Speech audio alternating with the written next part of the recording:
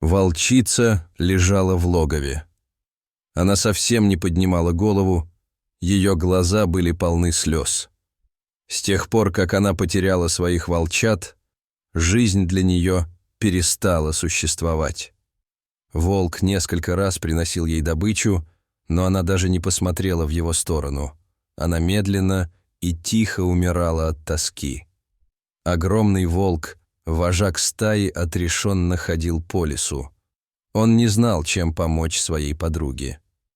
Пока он не наткнулся на маленького щенка, который сидел на лесной дороге. Он жалобно пищал и звал на помощь. Как он оказался в лесу, неизвестно. Скорее всего, люди просто выбросили его. Для некоторых это проще, чем любить, ухаживать и заботиться. Хорошо, что еще к дереву не привязали, а то и такое может быть. Матерый волк подошел к малышу и стал его обнюхивать. От щенка еще пахло человеком, значит, он здесь недавно.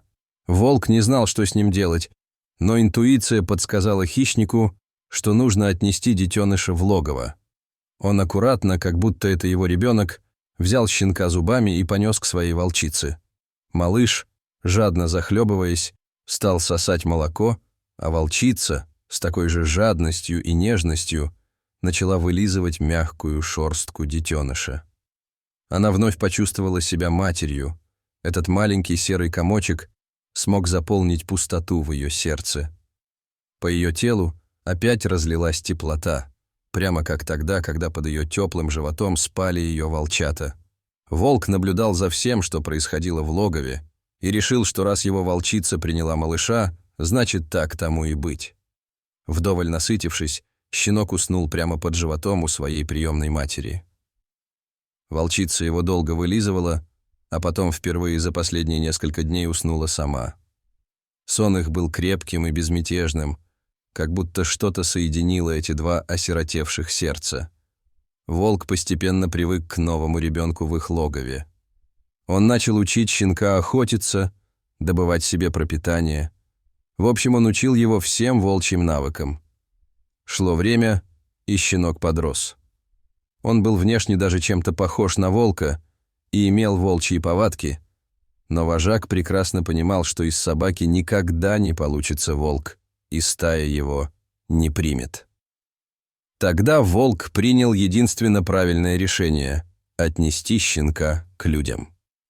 До ближайшей деревни было недалеко, и с утра, взяв щенка за загривок, вожак отправился в путь. Он часто останавливался, чтобы отдохнуть, а малыш никак не мог понять, что происходит, и жалобно скулил. Вдали показались деревенские огороды, волк дождался удобного момента и проник на человеческое подворье почти незамеченным. Он оставил своего приемного сына в каком-то ближайшем дворе и стал издалека наблюдать, что будет дальше. Щенок бегал по двору и громко скулил, он звал своих приемных родителей, но их нигде не было. На эти звуки выбежал мальчишка и остановился, увидев у себя во дворе такое чудо. Он подхватил малыша на руки и прижал к себе. Тихими добрыми словами он начал успокаивать щенка и гладить его по голове. Мальчик побежал домой со своей находкой, а серый хищник вернулся в лес к своей волчице, спокойный за судьбу своего приемного сына. А у них с его верной подругой будут еще волчата, он в этом не сомневался. Мальчик забежал в дом с собакой на руках и закричал: «Папа, смотри, кого я нашел!» «Да это же настоящая породистая охотничья собака», – удивленно произнес отец. «Где ты его взял?» Отец парня был известным в тех краях охотником. «Наверное, кто-то подбросил нам его во двор. Давай оставим щеночка себе», – не унимался сын. «Это будет моя собака. И только моя. Можно, папа?» И сын посмотрел в глаза отца умоляющим взглядом.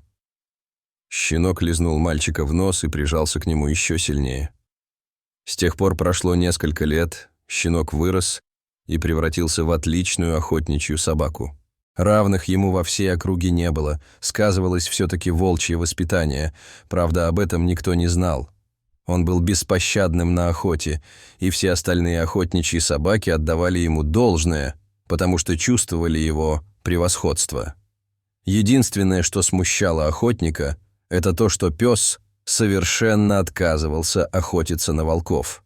Семья охотника обожала этого пса. Он очень быстро стал у них не просто собакой, а настоящим членом семьи, поэтому ему прощали эти непонятные для людей особенности.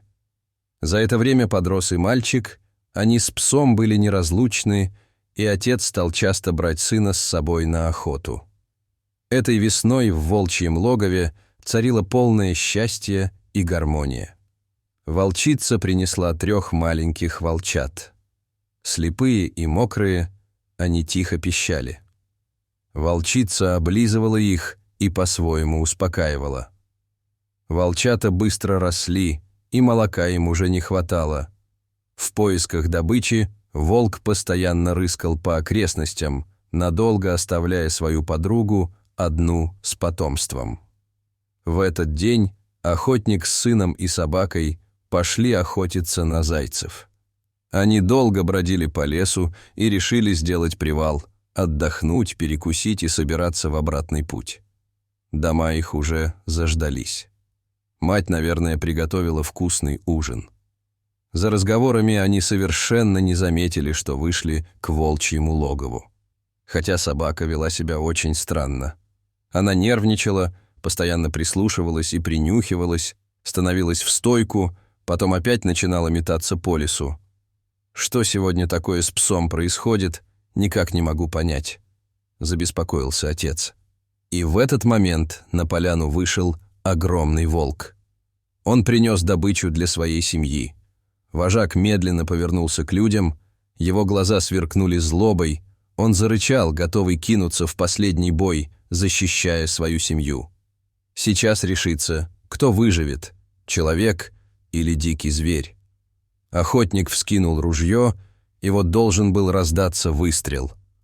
Но тут произошло самое неожиданное. Между хищником и человеком неожиданно встала собака. Она как будто закрывала волка своим телом. Та самая охотничья собака, которая должна была броситься на зверя, чтобы защитить жизнь своего хозяина. «Отец, не стреляй!» — закричал мальчишка. «Ты убьешь мою собаку!» И мужчина опустил ружье. Волк стоял неподвижно и втягивал ноздрями чистый воздух. Он чуял такой знакомый и родной запах своего приемного сына. «Неужели это он?» — подумал вожак. Пес тоже узнал свою приемную семью. Он понял, что в логове сейчас находится его мать, та, которая вскормила его своим молоком и не дала погибнуть в лесу голодной смертью. Он помнил ее тепло, вкус ее молока, ее неповторимый запах. Вожак поднял голову к небу и завыл. На его голос из логова показалась волчица. Медленно приемные родители и выросший щенок шли навстречу друг другу. Они встретились и долго не решались подойти близко. Потом пес, виляя хвостом, приблизился к своей семье. Он заскулил и упал на спину, обнажив живот и выражая свою полную покорность перед ними. Пес уткнулся влажным носом в холодный бок своей приемной мамы. Волчица стала вылизывать его, как она это делала в его далеком детстве. А люди не могли оторвать взгляд от этого незабываемого зрелища. «Отец, когда я нашел щенка, то видел на заднем дворе волчьи следы», — сказал мальчик. «Мне тогда показалось, что детеныша принесли из леса волки, но я не мог в это поверить. А сейчас вижу, что мои догадки были правдой. Наверное, поэтому он никогда не охотился на тех, кто спас ему жизнь. Он ради их спасения готов был пожертвовать собой». Дорогие зрители, что вы думаете об этой истории? Расскажите, пожалуйста, в комментариях. А если вам понравилось это видео, то ставьте лайк и подписывайтесь на наш канал. До свидания.